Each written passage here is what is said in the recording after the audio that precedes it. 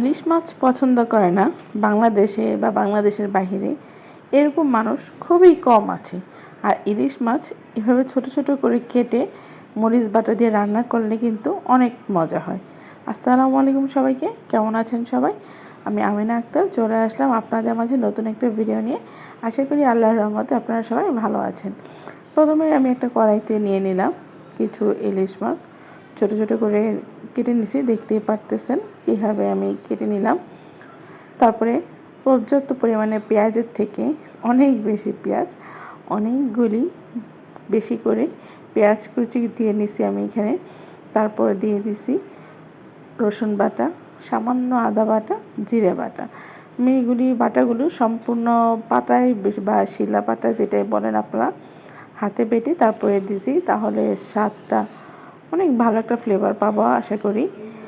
দিয়ে দিলাম পরিমাণ মতো লবণ, পরিমাণ মতো হলুদের গুঁড়ো, দিয়ে দিব পরিমাণ মতো মরিচের গুঁড়ো।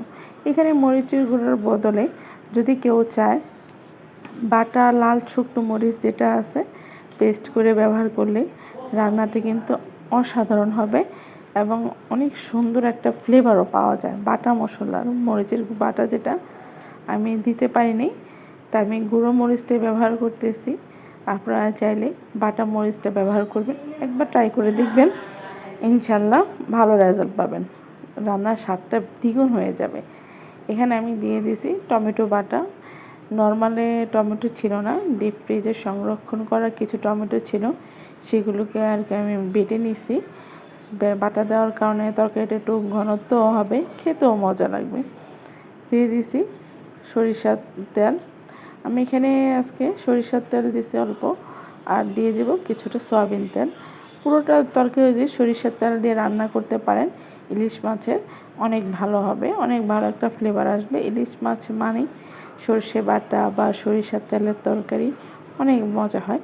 তারপর এগুলোকে আমি সুন্দর করে হাত দিয়ে একটু সময় নিয়ে সুন্দর করে মশলাগুলোকে মেখে নিছি।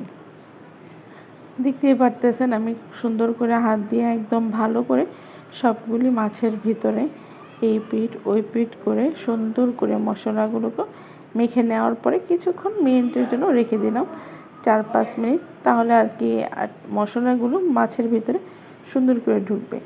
তারপর দিয়ে দিলাম পরিমাণ মতো পানি।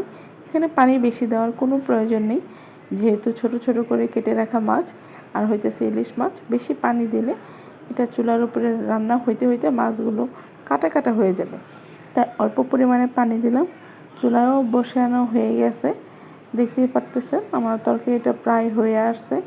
আমি কাঁচামরিচ দিতে ভুলে গেছিলাম, তাই এই পর্যায়ে এসে কিছু কাঁচামরিচ 2 টুকরো করে কেটে দিয়ে দিলাম।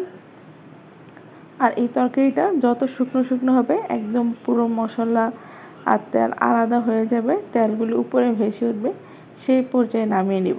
আর ফাঁকে ফাঁকে কিছুক্ষণ পর পর আমরা এটাকে নেড়ে দেব, যেহেতু এগুলো এখন ঘন হয়ে আসছে মশলাগুলো যেন কড়াইয়ের সাথে না লেগে যায়।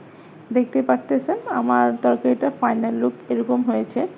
আপনারাও বাসায় একবার ট্রাই করবেন, আশা করি মজা লাগবে। তরকারিটা দেখতে আমার হয়ে গেছে, কথা বলতে বলতে কেমন হয়েছে জানাবেন। সেই পর্যন্ত সবাই ভালো থাকবেন, আল্লাহ হাফেজ।